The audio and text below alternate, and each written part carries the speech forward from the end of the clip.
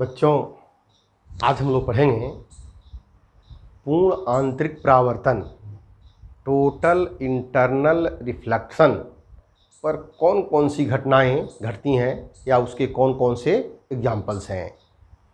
जैसे रेगिस्तान की मरीचिका में होता क्या है। रेगिस्तान में जब आदमी चलता है तो पेड़ पौधों का उल्टा प्रतिबिंब बन जाता है और उल्टा प्रतिबिंब अक्सर पानी के अंदर बनता है, तो लगता है कि वहाँ पर पानी है और जाने पर वहाँ पानी होता नहीं है और भ्रम की स्थिति उत्पन्न हो जाती है। तो ये घटना जो होती है वह पूर्ण आंतरिक परावर्तन की घटना पर आधारित होती है। तो क्या होता है देखिए, इसमें पूर्ण आंतरिक परावर्तन के कुछ उदाहरण, some examples of total internal reflection. इसमें पहला है रेगिस्तान की मरीचिका। रेगिस्तान में होता क्या है, रेगिस्तान में गर्मी के दिनों में नीचे की वायु जो है जब रेत के संपर्क में आती है तो गर्म होने लगती है और गर्म होकर के ऊपर की ओर उठने लगती है। यानी नीचे गर्म है तो विरल माध्यम और ऊपर ठंडा है तो सघन माध्यम। दो चीज़ें, विरल माध्यम और सघन माध्यम, ये आपको ध्यान देना है। जब रेत के संपर्क में है, रेत गर्म है, तो उस समय रेत के ऊपर ज्यों-ज्यों रेत से ऊपर जाएंगे तो गर्मी कम होती जाएगी और गर्मी कम होती जाएगी, घन तो बढ़ता जाएगा और घन तो बढ़ेगा तो माध्यम भी बढ़ेगा। यानी नीचे विरल माध्यम, क्रमशः उसके ऊपर वाली परत क्या होगी, सघन माध्यम। इस चीज़ को, इस कंसेप्ट को आपको ध्यान रखना है और इस कंसेप्ट को ध्यान रखना है कि टोटल इंटरनल रिफ्लेक्शन कब फॉलो होता है, जब प्रकाश की किरण सघन माध्यम से कहाँ जाती है, विरल माध्यम में। तो अगर कोई पेड़ है, कोई वस्तु है और उसके टॉप से जब रे चलेगी तो ऊपर सघन माध्यम है और नीचे विरल माध्यम है, तो उस विरल से जब सघन में आएगा तो एक समय ऐसा होता है वह चलने वाली जो किरण है अभिलंब से दूर हटती जाती है और हटते हटते यानी बढ़ते बढ़ते आपतन कोण बढ़ते बढ़ते इतना बढ़ जाता है कि उसके क्रांति कोण से अधिक हो जाता है। तो जिस माध्यम से आती है उसी माध्यम में क्या होती है, ऐसे परावर्तित हो जाती है और जब प्रेक्षक के आँख पे पड़ती है और रे तो नीचे की तरफ जाती है और उसका उल्टा प्रतिबिंब बन जाता है और लगता है कि वहाँ पानी है और पानी का भ्रम हो जाता है। इस चीज़ को हम आपको फिगर के द्वारा बता रहे हैं। और रेगिस्तान में अर्थ पर क्या होता है, रेत होता है। रेत गर्म होगी, ज्यों-ज्यों नीचे से ऊपर जाएगी ठंडी हवा मिलेगी, डेंसिटी अधिक होगा, घनत्व अधिक होगा, तो ऊपर होगा सघन माध्यम और क्रमशः नीचे होगा विरल माध्यम। ऊपर की तरफ होगा सघन और नीचे की तरफ होगा विरल माध्यम। अब एक रे लेते हैं, यहाँ से एक रे ऐसे चली यहाँ से और यहाँ पर हमने अभिलंब खींच दिया ऐसे, तो इस रे को जाना चाहिए सीधे, लेकिन सीधे नहीं जाएगी, अभिलंब से क्या होगी, थोड़ी सी दूर हट जाएगी, ऐसे हट गई ऐसे, फिर इस बाउंड्री पे आएगी। अब ये सघन होगा, नीचे वाला विरल होगा, यहाँ पे हमने परपेंडिकुलर खींचा लंब, फिर इसको जाना चाहिए सीधे, सीधे नहीं जाएगी, अभिलंब से थोड़ी सी और क्या होगी, दूर हट जाएगी। फिर यहाँ पर हमने इस बाउंड्री पर एक परपेंडिकुलर खींचा ऐसे, फिर इस रे को जाना चाहिए सीधे, सीधे नहीं जाएगी, अभिलंब से थोड़ी सी क्या होगी, दूर हट जाएगी। अब देखिए यहाँ पर हमने फिर खींचा यहाँ पर परपेंडिकुलर एक, फिर इस रे को जाना चाहिए सीधे, सीधे नहीं जाएगी, अभिलंब से क्या होगी, थोड़ी सी दूर हट जाएगी।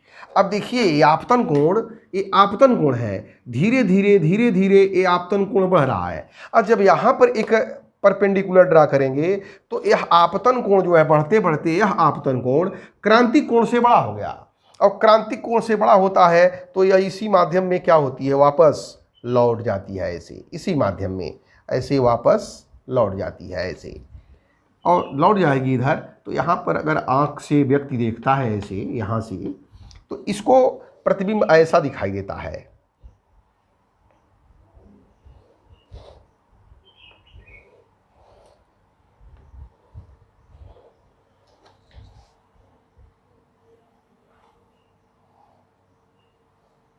ऐसे। इसको बढ़ाएंगे पीछे तो ऐसा दिखाई देता है। इसको बोलते हैं रेगिस्तान की मरीचिका।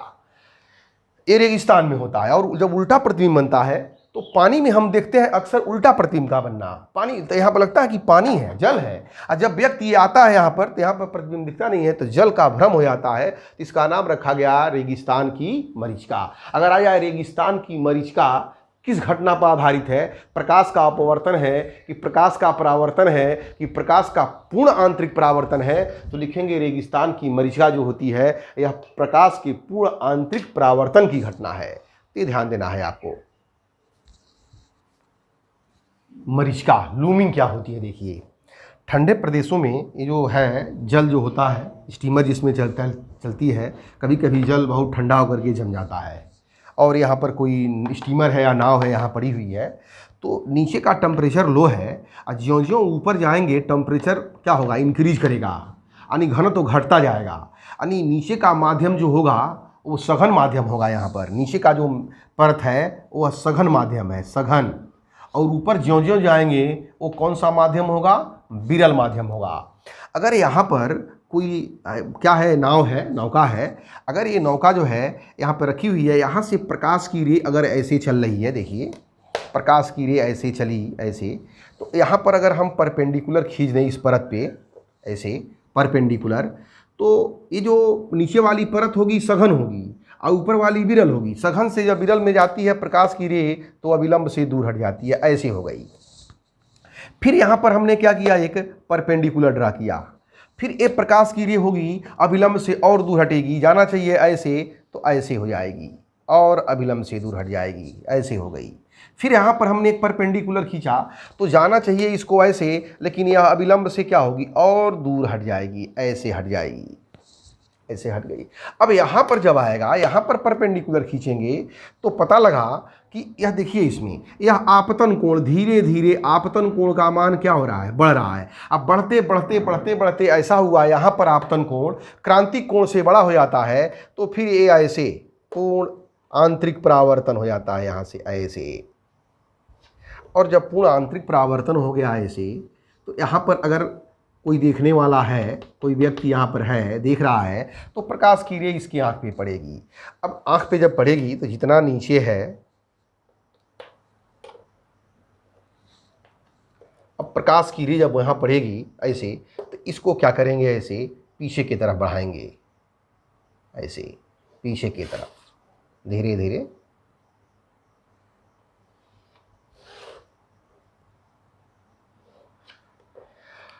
अब कहीं जा कर के इसका प्रतिबिंब उल्टा यहाँ बनेगा ऐसे,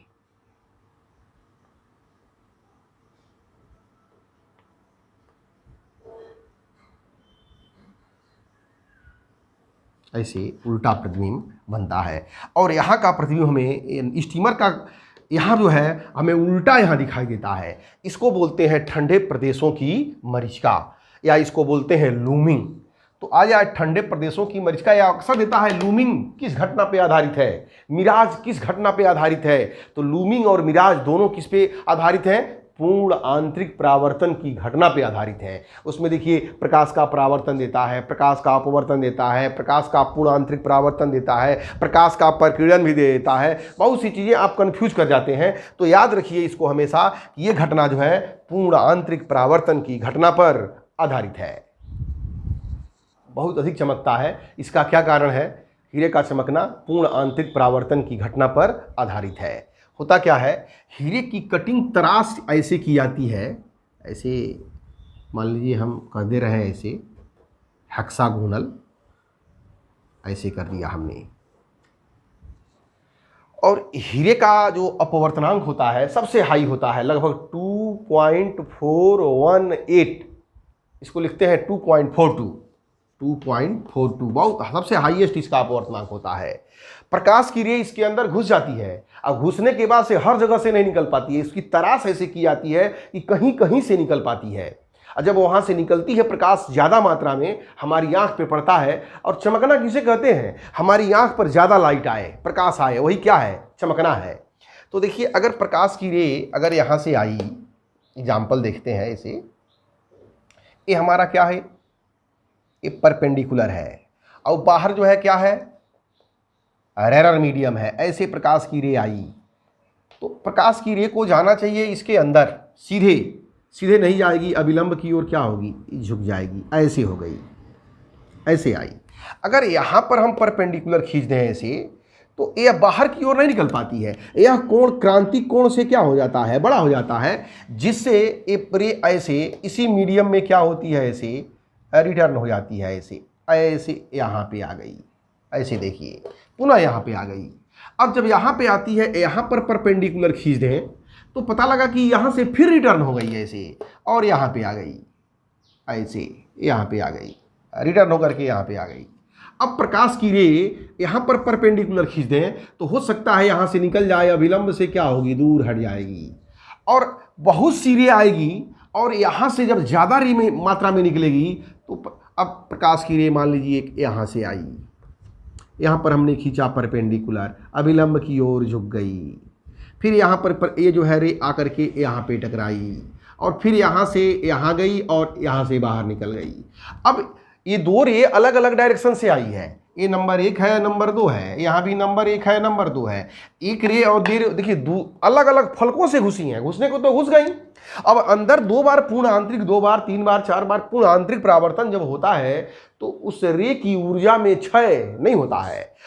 एक जगह से जहां से इसकी तराश ऐसे की जाती है, एक जगह से जैसे यहां से निकलना है तो 10 किरणें निकली, एक यहां से घुसी, एक यहां से घुसी, एक यहां से घुसी, एक यहां से, और सभी किरणें जब यहां से निकली और हमारी आंख पर जब पड़ती हैं तो आंख हमारी चकाचौंध हो जाती है और कहते हैं कि चमक रहा है। इसीलिए हीरा क्या होता है, चमकता है। हीरे का चमकना किस घटना पे आधारित है, तो पूर्ण आंतरिक परावर्तन, टोटल इंटरनल रिफ्लेक्शन की घटना पर आधारित है।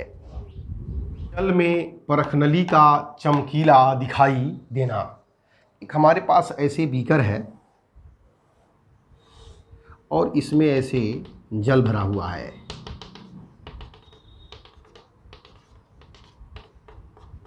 ऐसे जल भरा हुआ है, और इसमें एक हमने टेस्ट ट्यूब लिया और टेस्ट ट्यूब को धीरे धीरे ऐसे रखेंगे पहले, और धीरे धीरे जब तिरछा करेंगे तो एक कंडीशन ऐसी आती है कि ऊपर से देखने से ये चमकने लगता है। तो क्यों चमकता है यह देखना है। ऐसे हमने टेस्ट ट्यूब को क्या किया, ऐसे थोड़ा सा तिरछा कर दिया हमने, ऐसे इस तरह से ये टेस्ट ट्यूब है और इसके अंदर जो है एयर है, एयर, जल नहीं है।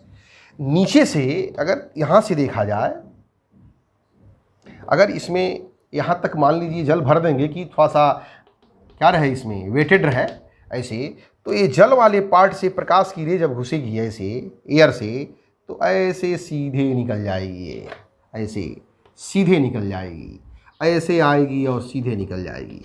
लेकिन ये एयर वाले पार्ट में यह क्या है, ये जल है और इसके अंदर क्या है, वायु है। अब प्रकाश की रे क्या होगी, इसके अंदर जब आई, यहाँ पर ऐसे बाहर से आई, ऐसे ऐसे आई, तो यहाँ पर देखिए यह सघन माध्यम है। अब एयर है तो क्या होगा, विरल माध्यम। अगर यहाँ पर परपेंडिकुलर एक ड्रा किया जाए, इस पर टेस्ट ट्यूब के ऊपर ऐसे परपेंडिकुलर ड्रा किया जाए ऐसे, तो ये जो आपतन कोण बन रहा है एक क्रांतिक कोण से बड़ा होता है और रे क्या होती है, ऐसे यहाँ से पूर्ण आंतरिक परावर्तन के कारण ऊपर चली जाती है ऐसे। वैसे ही एक रे और आई ऐसे, और ये भी यहाँ से परावर्तित हो गई। और जब यह प्रेक्षक के आँख में पहुँचती है ये रे ज़्यादा मात्रा में, अब यहाँ से बहुत सी रे निकलेगी ना, अब प्रेक्षक के जब आँख में पहुँचती है तो वह चमकीला, यहाँ पर चमकीला दिखाई देता है। इसीलिए यह किस घटना पे आधारित है, पूर्ण आंतरिक परावर्तन की घटना पर आधारित है। देखिए अगर ये परपेंडिकुलर है तो ये आपतन कोण क्रांतिक कोण से, ये नहीं कि टेस्ट ट्यूब को धीरे धीरे तिरछा करते हैं, एक समय ऐसा आता है तभी चमकता है। और वो समय कौन सा होता है, जब आपतन कोण क्रांतिक कोण से क्या हो जाता है, बड़ा हो जाता है। और जब आपतन कोण क्रांतिक कोण से बड़ा हो जाता है तो प्रकाश उसी माध्यम में क्या होती है, रिटर्न हो जाती है, और इस घटना को बोलते हैं पूर्ण आंतरिक परावर्तन। तो ये भी घटना जो है पूर्ण आंतरिक परावर्तन की घटना पर आधारित है। बड़ी दरार का चमकना, जो कांच होता है, अगर कांच बीच में से क्रैक कर जाए तो उस पर प्रकाश जब डाला जाता है तो चमकता है। तो होता क्या है कि अगर ये ऐसे दरार पड़ी हुई है, दरार जब पड़ता है तो बीच में क्या आ जाता है, एयर आ जाता है, हवा आ जाता है। जब कांच में दरार पड़ती है, चटकता है कांच, तो जब टूटता है तो बीच में क्या आ जाती है, एयर। तो कांच कौन सा माध्यम है, सघन माध्यम है, और एयर कौन सा माध्यम है, विरल माध्यम है। जब प्रकाश की रे इस दरार पर पड़ती है तो आपतन कोण क्रांतिक कोण से जब बड़ा हो जाता है तो प्रकाश की रे जो होती है, इसे प्रकाश की रे इस एयर वाले जगह में नहीं जा पाती है, नहीं जाती है। कब, जब आपतन कोण का मान क्रांतिक कोण से बड़ा हो जाता है तो ये प्रकाश की रे जो आती है वो सीधे उसी माध्यम में क्या होती है, रिटर्न हो जाती है। और जब रिटर्न होकर के प्रेक्षक के आंख पे, एक घटना कब होगी, जब एक सघन माध्यम हो और एक विरल माध्यम हो। प्रकाश जो है सघन माध्यम से विरल माध्यम में जाना चाहिए। टूटने पर कांच जब टूट गया तो उसके अंदर एयर आ गया, और जब एयर आ गया उसके अंदर तो प्रकाश जब कांच से एयर में जाना चाहेगी तो जिस कंडीशन में क्रांतिक कोण बड़ा हो जाएगा, आपतन कोण से क्रांतिक कोण बड़ा हो जाएगा, तो ये ध्यान रखना है यही चीज़ कि जब वो कंडीशन आएगी तो कांच से हो करके वो रे गैप में नहीं घुसेगी, गैप का मतलब एयर में नहीं घुसेगी, और वहीं से रिटर्न हो जाएगी। और रिटर्न होकर के हमारी आंख पर जब आती है तो यानी प्रेक्षक की आंख पे आती है तो चमकदार दिखाई देता है। और चमकदार दिखाई देने का मतलब कुछ नहीं है, प्रकाश का अधिक मात्रा में आना, ज़्यादा मात्रा में प्रकाश आता है, इसीलिए क्या होता है, वो चमकता है। कांच में बुलबुले का चमकना, इसमें क्या होता है, अगर जल के अंदर ऐसे, ये हमारे पास जल है और यहाँ पर एयर बबल है, एयर बबल, बुलबुला का मतलब क्या होता है, अंदर एयर होनी चाहिए, एयर बबल है। और प्रकाश की रे ऐसे, ये हमारा परपेंडिकुलर है और प्रकाश की रे ऐसे मान लीजिए आ रही है। तो प्रकाश की रे आ रही है कहाँ से, तो एयर से आ रही है जल के अंदर, तो सीधे नहीं जाकर के अविलंब से थोड़ी सी क्या होगी, झुक जाएगी, ऐसे आ गई, ऐसे। तो ये देखिए यहाँ पर ऊपर ये क्या है, ये जल है, और इसके अंदर एयर के अंदर, बबल के अंदर क्या है, एयर है। यहाँ पर अगर एक परपेंडिकुलर ड्रा किया जाए ऐसे ऐसे, तो ये प्रकाश की जो रे होती है, यह जो आपतन कोण बन रहा है, यह आपतन कोण क्रांतिक कोण से बड़ा हो जाता है। एयर के लिए और जल के लिए क्रांतिक कोण से बड़ा हो जाता है, तो प्रकाश इस एयर के अंदर नहीं आती है, पुनः इस माध्यम में ऐसे वापस लौट जाती है।